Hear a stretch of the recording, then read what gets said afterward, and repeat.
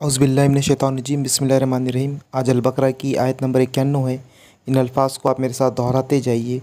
व इज़ा, और जब, कीला, कहा जाता है, लहुम, इन्हें, आमिनु, तुम ईमान लाओ, बिमा, इस पर जो, अनज़लल्लाहु, नाजिल किया अल्लाह ने, कालू, वो कहते हैं, नुमिनु, हम ईमान लाते हैं, बिमा, इस पर जो, उनज़िला, जो नाजिल किया गया, अलैना, हम पर, व यकफ़ुरून, और इनकार करते हैं, बिमा, इससे जो, वराअहु, इसके अलावा, वहुवा, हालांकि वो, अलहक्कु, हक है, मुसद्दिकुन, तस्दीक करने वाला, लिमा, इसकी जो, माअहुम, इनके पास है, कुल, कह दो, फलीमा, सो क्यों, तख्तुलूना, कत्ल करते रहे, अम्बिया अल्लाह, अल्लाह के नबी, मिन कब्लु, इससे पहले, इन कुंतुम मोमिनीन, अगर तुम मोमिन हो।